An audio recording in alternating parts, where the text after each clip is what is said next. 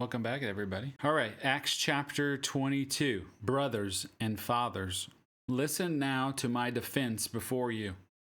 Remember, he's speaking to the crowd, and he's speaking in Aramaic.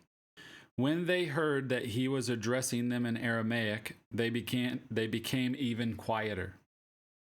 He continued, I am a Jew, born in Tarsus of Cilicia, but brought up in this city, educated at the feet of Gamaliel, according to the strictness of our ancestral law. I was zealous for God, just as all of you are today.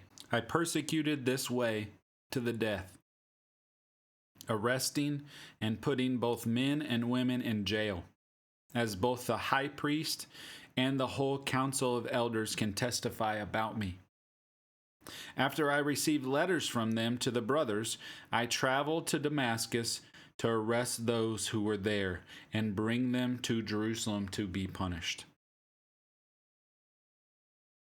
As I was traveling and approaching Damascus, about noon, an intense light from heaven suddenly flashed around me. I fell to the ground and heard a voice saying to me, Saul, Saul, why are you persecuting me? I answered, Who are you, Lord? And he said to me, I am Jesus of Nazareth, the one you are persecuting. Now those who were with me saw the light, but they did not hear the voice of the one who was speaking to me. I said, What should I do, Lord? And the Lord told me, Get up and go into Damascus, and there you will be told everything that you have been assigned to do. Since I couldn't see because of the brightness of the light, I was led by the hand by those who were with me and went into Damascus. Someone named Ananias, a devout man, according to the law, who had a good reputation with all the Jews living there, came and stood by me and said, Brother Saul, regain your sight.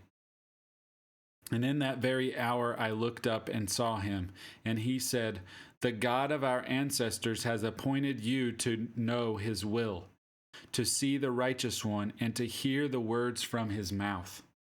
Since you will be a witness for him to all people of what you have seen and heard, and now, why are you delaying? Get up and be baptized and wash away your sins, calling on his name. After I returned to Jerusalem and was praying in the temple, I fell into a trance and saw him telling me, Hurry and get out of Jerusalem quickly, because they will not accept your testimony about me. But I said, Lord, they know that in the synagogue after synagogue I had those who believed in you imprisoned and beaten. And when the blood of your witness Stephen was being shed, I stood there giving approval and guarding the clothes of those who killed him. And he said to me, Go, because I will send you far away to the Gentiles. What an amazing testimony that you see, because a lot of people think that they don't have a purpose from God because of the things that they've done in their lives. Because there's a lot of people that have done horrible things in their lives. And you know what? Sometimes God calls on them to be witnesses to other people. And this is something that I brought up a couple of weeks ago that has really convicted me, and it was an example of our gifts. And if you look at an apple tree grows apples, right? But the tree doesn't eat the apples. Nothing that tree does takes on that fruit. It doesn't eat the fruit. It doesn't get anything from the fruit. It literally just produces the fruit, and then something else takes the fruit and benefits from it.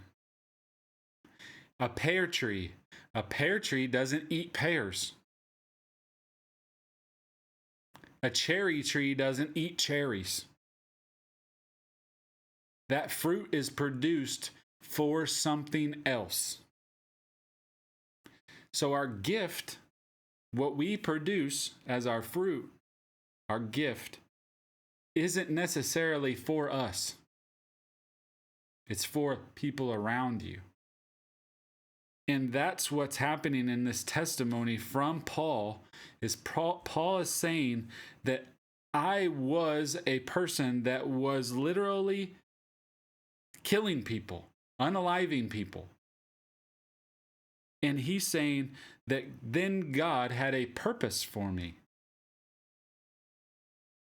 That's crazy to me. And a lot of people think that, oh, well, I did bad things. There's no way I'm going to go to heaven. But it's not. That's not what it is, because you can never pay back Jesus dying on the cross for you. You can never pay it back. It's a free gift to you. You can't try to pay it back. So, a testimony is what you can give to show others how Jesus works in you. Just like I have a testimony. Mike has a testimony. There's people in our chats right now that have a testimony. And just because you might think, oh, this isn't for me, or, oh, hey, I've got to do all these good works to go to heaven. That's not true. We can't go to heaven without Jesus dying on the cross. Jesus paid the debt for you so that you could go to heaven. Yes, it is true that our faith without works is dead. I get that. But that's just showing heaven on earth. Those are just things that we do out of the goodness of our hearts, because our hearts are being transformed by God, by reading God's word and knowing God's character and wanting to be more like him. That's what produces those good works.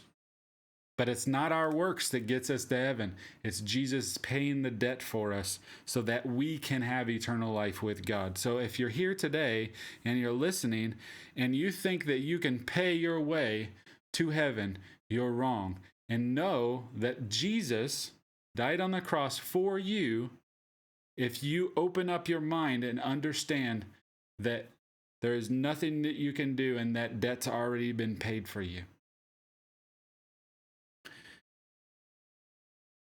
So we've read all the way to verse 22. So that's where we're at right now. So Acts chapter 22, we're at verse 22. They listened to him up to this point. Then they raised their voices, shouting, "Wipe this man off the face of the earth. He should not be allowed to live." As they were yelling and flinging aside their garments and throwing dust into the air, the commander ordered him back to be brought into the barracks, directing that he be interrogated with the scourge to discover the reason they were shouting against him like this. As they stretched him out for the lash, meaning they were holding him down because they were going to whip him, Paul said to the centurion standing by, "Is it legal for you to scourge a man who is a Roman citizen and is uncondemned?" And when the centurion heard this, he went and reported to the commander, saying, "What are you going to do? For this man is a Roman citizen." The commander came and said to him, "Tell me, are you a Roman citizen?" "Yes," he said. The commander replied, "I bought this citizenship for a large amount of money." "But I was born a citizen," Paul said. So those who were about to examine him withdrew from him immediately. The commander, too, was alarmed when he realized Paul was a Roman citizen and he had bound him.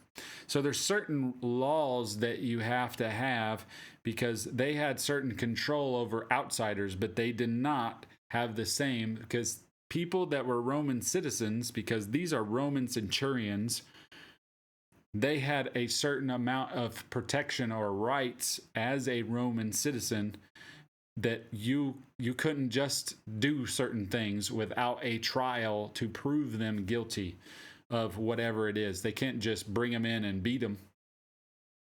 And that's what Paul is doing here, is saying that I am a Roman citizen and what you're doing is wrong. The next day he sent, since he wanted to find out exactly why Paul was being accused by the Jews, he released him and instructed the chief priests and all the Sanhedrin to convene. Sanhedrin is like the court system. He brought Paul down and placed him before them. So that's Acts chapter 22. We're learning what's happening in this process to get Paul to these places, because he's allowed to tell his testimony in front of people, and that's where the power lies. The power is in his testimony. That's all he is speaking about, is his testimony, and saying, I was once a persecutor of Christians, and now I believe everything I was persecuting. And now God has a purpose for me. And that power is great. It's a great power that no one can take away from you. Your testimony is your testimony. No one else gets a testimony like yours. They might be similar in some ways, but your testimony is your testimony. And remember that. Always remember that. And that's where the power lies in you, is you be able to tell your testimony to others, because they're going to find similarities in your suffering that you went through in your life.